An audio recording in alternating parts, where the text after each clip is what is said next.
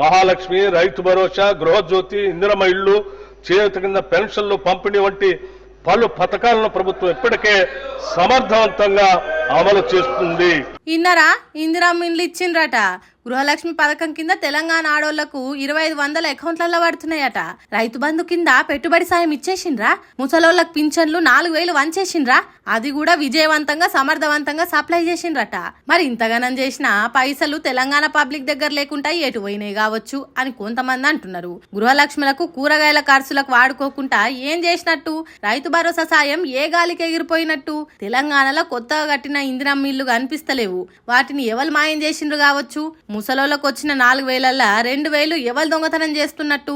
సర్కార్ మంత్రేమో విజయవంతంగా సమర్థవంతంగా అమలు చేసినామని అంటున్నాడు. జనాల దగ్గరనేమో ఫలితంగా అనిపిస్తలేదు. నడుమిట్ల ఎవరు ఎత్తుకపోయినరు పథకాలను అని అంటున్నారు. బట్టి విక్రమార్క మాటలిన్నా కొంతమంది తెలంగాణ పబ్లిక్ ఏందో ఏమో ఈ మాటలు. తెలంగాణ ప్రభుత్వం హైబ్రిడ్ యాన్యుటీ మోడల్ ద్వారా రహదారుల అభివృద్ధికి నిర్ణయం తీసుకుంది. ఈ మోడల్లో 40% ప్రభుత్వ నిధులతో 60% ప్రైవేట్ డెవలపర్ల పెట్టుబడితో రహదారులు అభివృద్ధి చేస్తాం. ఇన్నరా తెలంగాణ రోడ్లను కొత్తగా చేస్తారట. అయితే రోడ్లను మొత్తం సర్కార్ వేయకుండా 60% పైసలు ప్రైవేట్ వాళ్ళతో పెట్టించి ప్రతి పల్లెకి రోడ్లు నూనె పోస్తే ఎత్తుకునేటట్టు చేస్తారట. ముచ్చటింటుంటే మస్తు సంబరం అనిపిస్తున్నది కదా. కానీ 60% పెట్టుబడి ప్రైవేట్ వాళ్ళు ఉత్తగానే పైసలు ఖర్చు చేస్తారా? లాభం లేకుండానే పుక్యానికి రోడ్లు వస్తారా? అందుకే రాబోయే కాలంలో పల్లెటూర్లల్లో కూడా టోల్ గేట్లు రాబోతున్నాయి కావచ్చు అని అంటున్నారు కొంతమంది. టోల్ గేట్లు ఉండే రోడ్ల ముచ్చట తెలిసిన వాళ్ళు. వాళ్ళ 60% పెట్టుబడి, దాంతో పాటు లాభం, ఇంకా వడ్డీలు గిడ్డీలు అన్ని కలిపి జనం దగ్గర నుంచే టోల్ గేట్లు వేసి వసూలు చేస్తారని అంటున్నారు ఆర్థిక మంత్రి బట్టి విక్రమార్క మాటలు ఇన్నోళ్ళు. 2028 వరకు 17,000 కిలోమీటర్ల గ్రామీణ రహదారుల్ని సుమారు 28,000 కోట్ల రూపాయల అంచనా వ్యయంతో అభివృద్ధి చేయాలని లక్ష్యంగా పెట్టుకున్నాం. ఇన్నరా 100 కాదు 1000 కాదు 10,000 కిలోమీటర్ల రోడ్లు 2028 వరకు తెలంగాణ ఊర్లలో వేస్తారట. ఊ అంటే అడుగు అడుక్కు టోల్ గేట్లు పెట్టి పైసలు వసూలు చేస్తారా అనే ముచ్చట చెప్పలేదు గాని 28,000 కోట్లు ఖర్చు చేసి చేయబోతున్నారట. ఎక్కడనో జాతీయ రహదారుల మీద ఉండే టోల్ గేట్లు ఊర్లలోకి వస్తే ఎట్లుంటది అనేది చూడాలి. వ్యవసాయం పనులకు ట్రాక్టర్లు, బడి పిల్లల బస్సులు, మక్కలు, ఒడ్లేసుకొని పోయే లారీలు, ఇట్లాంటి వాటికి కిరాయిలు పెరిగి ఆఖరికి రైతు మీదనే బరువు పడేటట్టున్నదని అంటున్నారు కొందరు. ఒకవేళ అట్లనే అయ్యేది ఉంటే రైతులకు జరంత కష్టమే అంటున్నారు. ఇదంతా ప్రైవేట్ వాళ్ళ జేబులు నింపేతానికే, కాంగ్రెస్ పార్టీలకు దగ్గరున్నోళ్ళ జోబులు నింపేతానికే ఇసోంటి పాలసీ తీసుకొచ్చిండ్రని కొంతమంది కోపం చేస్తున్నారు. మరి చూడాలి ముందు ముందు ఏమైతుందా అనేది. అసెంబ్లీలో బడ్జెట్ సమావేశాలు సురువైనాయి కాబట్టి పంటలు ఎండిపోయిన రైతులను ఆదుకునే నిర్ణయం చేయండి బీఆర్ఎస్ పార్టీ వాళ్ళు లొల్లికి దిగిండ్రు. ఎండిపోయిన వరిగడ్డిని పట్టుకొని మెడల పచ్చకాండ వేసుకొని అసెంబ్లీ బయటకు వచ్చిండ్రు. పంటలు ఎండిపోతున్న తీరు మీద ఎమ్మెల్యేలు ఎమ్మెల్సీలు లొల్లి చేసిండ్రు.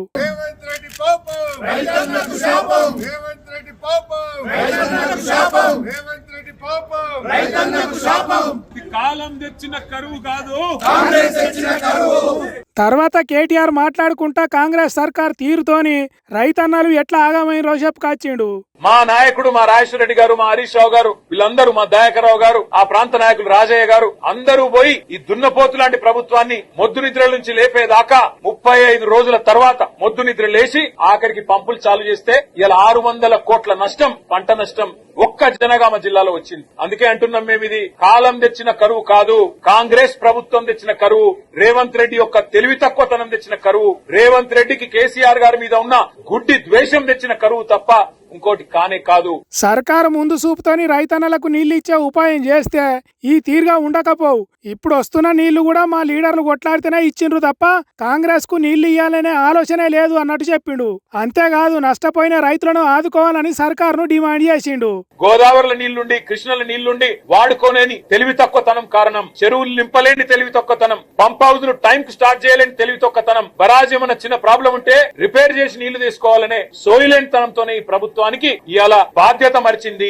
అందుకే మేము రాష్ట్ర ప్రజల తరపున అడుగుతా ఉన్నాం, ఎక్కడెక్కడైతే పంట ఎండిపోయిందో ఎకరానికి 25,000 రూపాయల చొప్పున వెంటనే ఈ బడ్జెట్ లో డబ్బులు కేటాయించి నష్టపరిహారం రాష్ట్ర ప్రభుత్వమే చెల్లించాలి. లేకుంటే తెలంగాణ రైతులు ఆగమయ్యే కథ అవుతుంది. బడ్జెట్ లో పైసలు కేటాయించి వాళ్ళని ఆదుకోవాలి అని కోరిండు.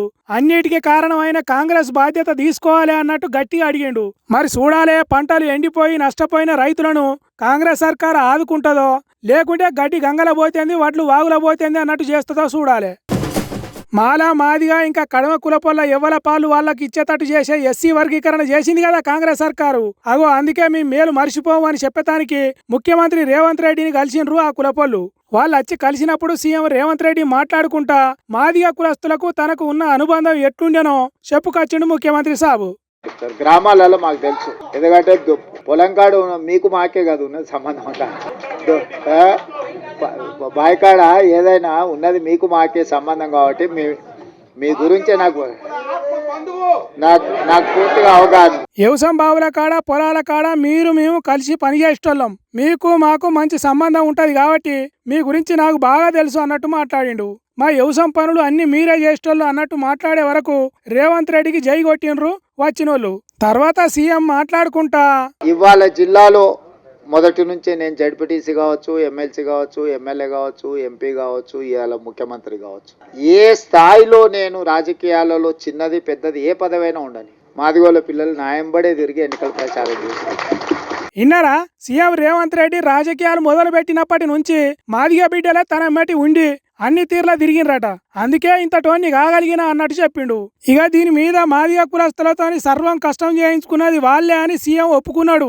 మాదిగ కులస్తులతోని ఇంత మంచి సంబంధం ఉంటే ఇన్నేళ్లలో వాళ్ళు ఎందుకు ఎదగలేకపోయినరు, మీరు మాత్రమే ఎందుకు సీఎం కాగలిగినరు అన్నట్టు వాళ్ళతోని ఎట్టి చేయించుకొని బాగుపడ్డది ఎవరో సీఎం చెప్పకనే చెప్పిండు అని కొందరు అంటున్నారు. తర్వాత సంబరంతో ఎమ్మెల్యే వేముల వీరేశం సీటు తీసుకొచ్చి సీఎం నోట్లో పెట్టడానికి చూస్తే ఏం జరిగిందో చూడండి.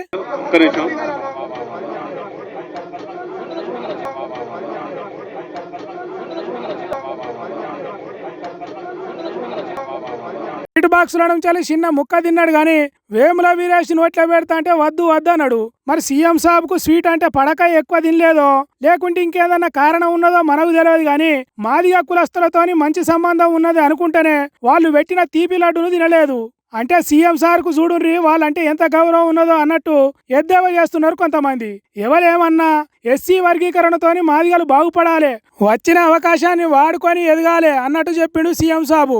అట్లనే దీని అంతటికి కారణం పార్టీ పెద్ద రాహుల్ గాంధీ గారు కాబట్టి సార్ను సల్లవర్షితానికి పరేడ్ గ్రౌండ్ లో పెద్ద మీటింగ్ పెట్టుండ్రి అని కూడా చెప్పిండట. సర్కారు ఏం చేసింది ఏం చేయబోతున్నదనే ముచ్చట మీద బట్టి విక్రమార్క బడ్జెట్ ముచ్చట్లు గంటన్నరకు ఎక్కువ మాట్లాడిండు. ఇక దాని మీద హరీష్ రావు ప్రెస్ మీట్ పెట్టి బడ్జెట్ లో ఉన్న బండారం ఏంటిదో ఒక్కొక్కటి చెప్పుకొచ్చిండు. 20 లక్షలు తీసుకుంటే 5 లక్షలకే వడ్డీ లేని రుణం, మిగతా 15 లక్షలకు 12.5% కాడికి బ్యాంకులకు మహిళలే వడ్డీ కట్టుకుంటున్నారు. బడ్జెట్ లో ఏం చెప్తున్నారు, 1,00,000 కోట్ల రూపాయల వడ్డీ లేని రుణం ఇస్తున్నాము అని బడ్జెట్ లో చెప్పిండ్రు. అంటే వాళ్ళు తీసుకున్న మొత్తం డబ్బుకు వడ్డీ లేని రుణం ఇస్తే మీరు చెప్పింది నిజం అంటే అసెంబ్లీ సాక్షిగా ఈ రాష్ట్ర ప్రభుత్వం ఈ రాష్ట్రంలోని మా అక్కా చెల్లెలను మహిళలందరినీ కూడా దారుణంగా మోసం చేస్తా ఉంది. పేజ్ 35 లో మీరు చూస్తే స్కూల్ యూనిఫామ్ల కుట్టి ఛార్జీలను జతకు 50 రూపాయల నుంచి 75 రూపాయలకు పెంచడం జరిగింది అని ఇంకా చాలా ఎక్కువ చెప్పారు, దానికి టైం లేదు. ఈసారి కూడా మీరు చూస్తే ఇది ఈ సంవత్సరం బడ్జెట్ బుక్, ఇందులో కూడా ఏం చెప్తారంటే స్వయం సహాయక సంఘాలకు పాఠశాల విద్యార్థులకు యూనిఫామ్లు కుట్టే బాధ్యత అప్పగిస్తూ కుట్టు ఛార్జీలను 75 రూపాయలకు పెంచడం జరిగింది. సేమ్ పేజ్ 35 మక్కికి మక్కి కొట్టి మారం కూడా మారలే. మహిళలకు అది ఇస్తున్నాం ఇది ఇస్తున్నాం అని స్పీచ్లు దంచిండ్రు తప్ప మహిళలకు ఇప్పటి వరకు ఒరిగింది ఏం లేదు అన్నట్టు చెప్పుకొచ్చిండు. అంతేకాదు పోయిన ఏడాదిలో ఏం చెప్పిండ్రో ఇప్పుడు కూడా అదే చెప్పిండ్రు, దాన్ని కూడా మేనేజ్ చేసుకోలేకపోయినరు. మక్కికి మక్కి ఒక్కటే పేజీ నెంబర్లో రాసుకొని వచ్చిండ్రు అని కాంగ్రెస్ పరువు తీసినంత పని చేసిండు. ఈ మాటలు ఉత్తగానే చెప్తలేము, అన్ని తీర్లు అరుచుకొని చెప్తున్నాం అన్నట్టు. నేను ఇప్పుడు కూడా డౌట్ వచ్చి మా పల్లా రాజేశ్వరరెడ్డి గారు కూడా వాళ్ళ ఎంఈఓకి ఫోన్ చేసిండ్రు, నేను కూడా మా ఎంఈఓకి ఫోన్ చేసిన, కొత్త ప్రభాకర్ అన్న కూడా వాళ్ళ దుబ్బాకి ఎంఈఓకి ఫోన్ చేసి అడిగిండు, ఏంది భయ్ మీరు 50 రూపాయలు వచ్చినాయా 75 రూపాయలు వచ్చినాయా అని అడిగితే వాళ్ళు స్పష్టంగా చెప్పింది ఏంటంటే 50 రూపాయలే వచ్చినాయి సార్, 75 రూపాయలు రాలేదు అని స్పష్టంగా చెప్పడం జరిగింది. అంటే కాంగ్రెస్ సర్కార్ లోపల చెప్పింది ఒకటి బయట చేస్తున్నది ఇంకోటి అన్నట్టు చెప్పిండు. అంతేకాదు తెలంగాణ అవతరించిన తర్వాత ఎంతో మంది పేదలు నూతన రేషన్ కార్డు కోసం ఆశగా వేచి చూసినా గత ప్రభుత్వం వారిని పట్టించుకోలేదు. కనీసం కొత్త కుటుంబ సభ్యుల పేర్లను కూడా రేషన్ కార్డులో జమ చేయలేదు. ఒక్క రేషన్ కార్డు కూడా ఇవ్వలేదని మా మీద ఆరోపణ చేసింది బడ్జెట్ లో. నేనేం ఛాలెంజింగ్ ద బట్టి విక్రమార్క. బీఆర్ఎస్ ప్రభుత్వం 6,47,479 రేషన్ కార్డులు ఇచ్చింది.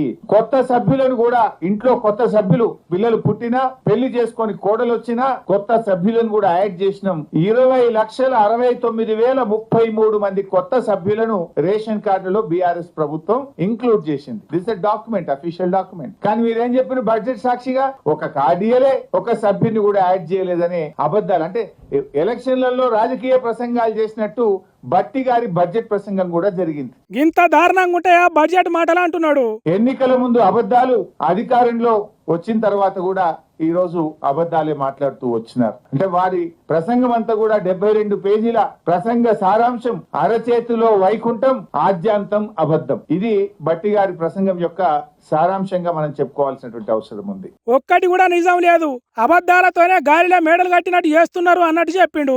ఇక తర్వాత 6 గ్యారంటీలు ఎట్లా అటకెక్కినాయో వాటి సంగతి ఏందో కూడా చెప్పిండు.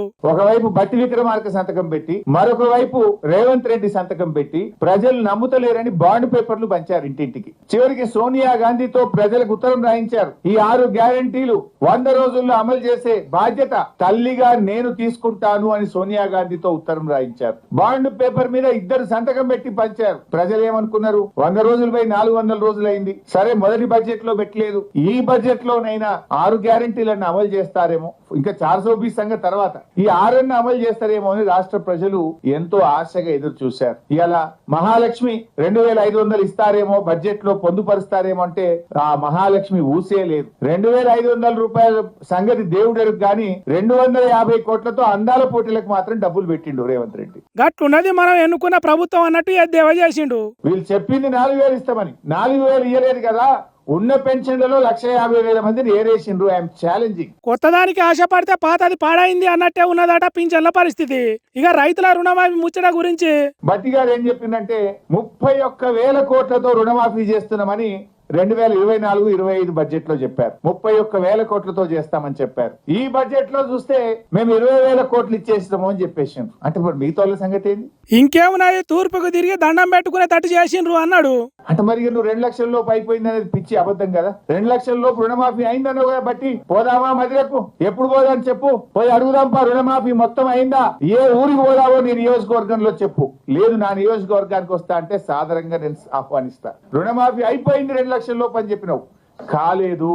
మీరు చెప్పిందే నిజమైతే ఎక్కడికి పోదామో చెప్పు, పోదాం అని ఛాలెంజ్ చేసిరిండు. 2024-25లో ఆన్ గోయింగ్ ప్రాజెక్ట్స్, ఈ సంవత్సరంలో 6 పెండింగ్ ప్రాజెక్టులు పూర్తి చేసి నీళ్లు అందిస్తామని 24-25లో చెప్పిండ్రు. అండ్ ఈ సంవత్సరం 12 ప్రాజెక్టులు పూర్తి చేస్తాము అని చెప్పిండ్రు. నేను అడుగుతున్నా, ఒక్క ప్రాజెక్టు పూర్తి అయిందా? అయితే దాని పేరేందో చెప్పండి. చేస్తే కదా చెప్పటానికి.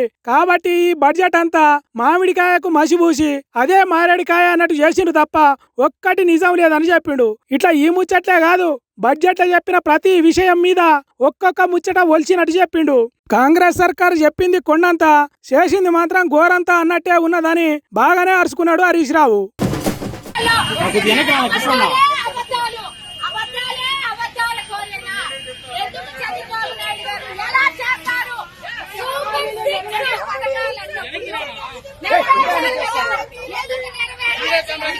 ఏపీ రాష్ట్రంలో ఉన్నంత ఎటకారం ఇంకెక్కడ ఉండదు కావచ్చు. ఇక్కడ చూడండి, చంద్రబాబు సర్కారు అక్కడ ఆడోళ్లకు ఫ్రీ బస్సు అమలవుతున్నదని చెప్పినందుకు ఎసోంటి వీడియోలు చేసిర్రో. ఒక మనిషి ముఖానికి చంద్రబాబు మాస్క్ పెట్టుకొని బస్ ఎక్కిన ఆడోళ్లకు 2 ఎలుజు పెడుతున్నాడు. వాళ్ళేమో నువ్వు ఇచ్చిన హామీ ఏమైంది, సూపర్ 6 ఎక్కడా బాయే, నీ అన్ని అబద్ధాలే చంద్రబాబు అని తిడుతున్నారు. ఆ నడుమ కండక్టర్ బస్సు టికెట్ అడిగితే నా పేరు చెప్పుర్రు అని అన్నాడు కదా చంద్రబాబు. అందుకే చంద్రబాబు పేరు చెప్పుడు కాదు, ఏకంగా తీసుకునే వచ్చినాం అన్నట్టు చేసిండ్రు. అయితే ఇదంతా చేసింది వైఎస్ఆర్ కాంగ్రెస్ పార్టీ వాళ్ళేనట. Tirupati party incharge Bhuma Abhinay Reddy, mayor Sirisha, ఇంకా కొంతమంది ఆడోళ్లు సర్కార్ తీరు మీద గిట్ల లొల్లి చేసిండ్రు. పాపం బస్సు కండక్టర్ ఏం చేయలేక అట్నే చూస్తున్నాడు. తర్వాత తన పోస్ట్ కు ఎక్కడ ఎసరు వస్తుందో అనుకున్నాడో ఏమో పోలీస్ స్టేషన్ లో ఫిర్యాదు చేసిండట. మరి దాని మీద సర్కారు ఏమంటదో ఏమో మనకు తెలియదు కానీ ఫ్రీ బస్సులో తిరుగుదాం అనుకున్న ఆంధ్ర ఆడోళ్లకు ఇంకా భాగ్యం కలిగేటట్టు లేదు అంటున్నారు కొంతమంది. మరి చూడాలే ఫ్రీ బస్సు పథకం ఎప్పుడు తీసుకొస్తుందో చంద్రబాబు సర్కార్. కారు గుర్తు పార్టీ నుంచి కాంగ్రెస్ పార్టీకి మారిన ఎమ్మెల్యేలకు సల్ల చెమటలు పడుతున్నాయట, గుండెల్లా గుబులు పుడుతున్నదట, దౌడలు దడదడలు ఆడుతున్నాయట. సుప్రీంకోర్టుకు మేము పార్టీ మారలేదు అని కాగితం రాసిస్తున్నారట. 5 ఏళ్లు ఉండాల్సిన పదవి ఒక్క తీర్పుతోని ఒడిసిపోతే మళ్ళా జనం ఓట్లేస్తారో వెయ్యరో అనే భయం కడుపులో పుట్టిందట. అందుకే కాంగ్రెస్ పార్టీ చేసే కార్యాలకు వచ్చుడు లేదు, పోవుడు లేదు.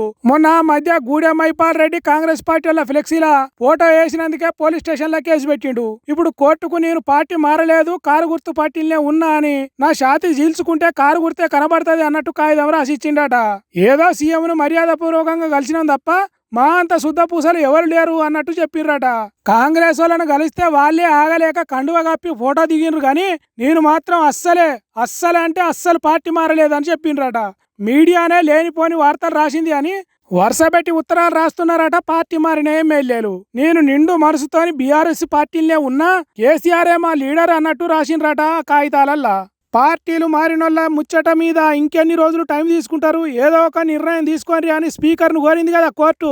కాబట్టి ఏ నిర్ణయం తీసుకోకుండా అట్నే నానబెడితే సుప్రీంకోర్టే తీర్పు ఇస్తుంది. కాబట్టి పదవి పోతే పానం పోయినట్టు అవుతుంది. కాబట్టి మా అంత నీతిమంతులు లేరు అన్నట్టు కటింగులు ఇస్తున్నారట పార్టీ మారినోళ్ళు. కొంతమంది భయపడుతుంటే ఇంకొంతమంది పదవి పోయినా ఉప ఎన్నికలలో మళ్ళా గెలుస్తామనే ధీమాతోనే ఉన్నారట. మరి చూడాలే ఎట్లుంటుందో ముందు.